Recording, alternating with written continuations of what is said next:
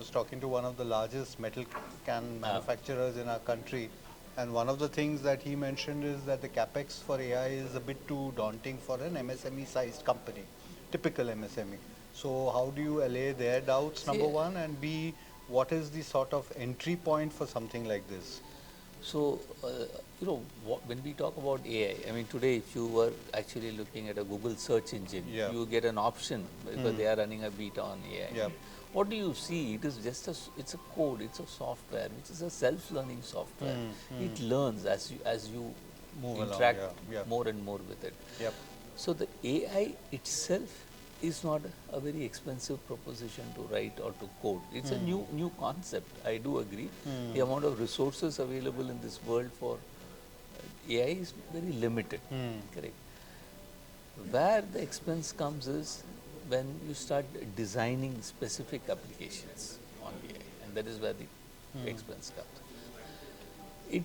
We are today in the initial stages, but I am very sure in about a couple of years or even less than that, just as you have got an MS Word or an Excel or something, you will have an AI tool available to you which on a licensing basis, Nice. which spread across millions of people and it won't cost anything. Got it. Got it.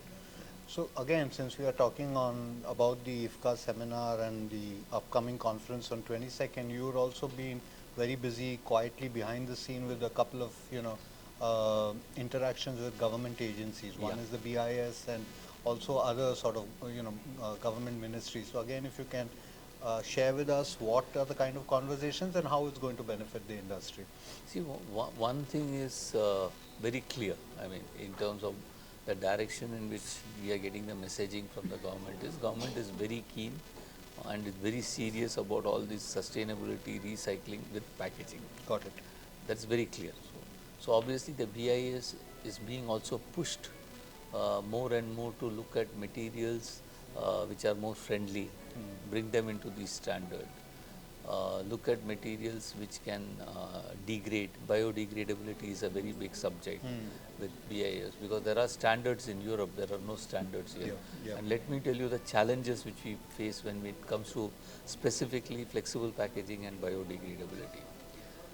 What is biodegradable on a road is not biodegradable in water. So you know, if I were to use a pack of biscuits or chips, throw that in a road, it's different. If I throw it in a water, it is different. It may not biodegrade there, it may biodegrade here. So there are huge technical and complex challenges which are emerging when you look at biodegradability.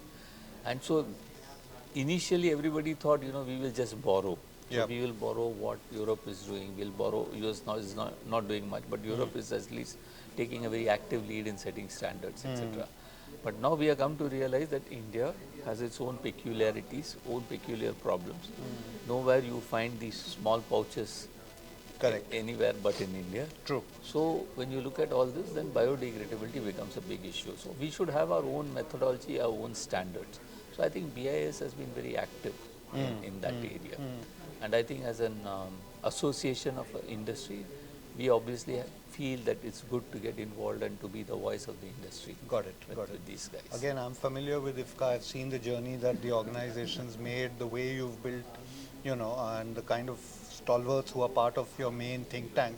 Again, for the audience, if you can just give them, in case you want to entice a few more members, people out there who are probably sitting on the fence about who IFCA is and why they should join. Well, I will not miss that opportunity. Nice. To entice people. In sum and substance, we are about more than 65 years old as an association. It's an all India association. We believe we give voice to converters. So that's why I say that whether it's flexible metal or even cartons, they are converters. They buy the substrate and they make something out of it. So we give voice to converters. And as a part of that, we focus on few activities. BIS, representations, etc. we all talked about. We also have an annual Star Award event. We have a quarterly magazine. And we conduct from time to time some small seminars to basically enhance the knowledge of our people. This is what we do as an association. And obviously, the more united we are, the more cohesive we are as an industry, our voice will start getting heard. That is our belief. So we really need more number of people to onboard. Correct. Then only we will be more effective. Right. Today, if I were to be very honest with Candid, you, yeah. most of our members are from West and That's North. true. We have tried from South. There are very few. Correct. There are few people, but they Yeah. are big people. Like very large companies are there. But there's a whole horde of I will say medium and small enterprises both in the north and the south, which we need to onboard. Sure. And I think we will be making some targeted response towards that segment Nice, soon. nice. And one final thing, because I know you are also a trend spotter, and you've shared some very interesting insights with us about where the packaging journey is going to, and how is it going to unfold. So again, your quick sort of forecast for 2024, and where do you see this whole thing going, if we meet again after 8 to 10 months? In terms of growth, I am not in doubt. You will see a 9 to 12% growth. Nice. 24 and 25, and it's simple max. When GDP grows 7%, we'll have to grow 9 to 10% as an industry. There is Sure. no doubt about it. The underlying sectors may see some movement. So you may see sharp movements happening, say in certain segments growing much faster than the others. Sure. Which can be a factor of many things. It can be inflation, etc. Where I do see a genuine issue is exports.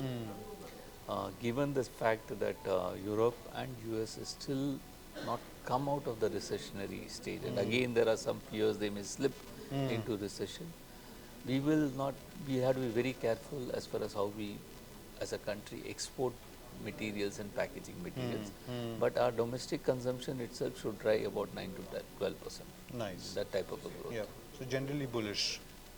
Always bullish. Always bullish. On that note, we sign out. Yeah. Thank Thank you. you. Thank Thank you. you. Romba Nandri.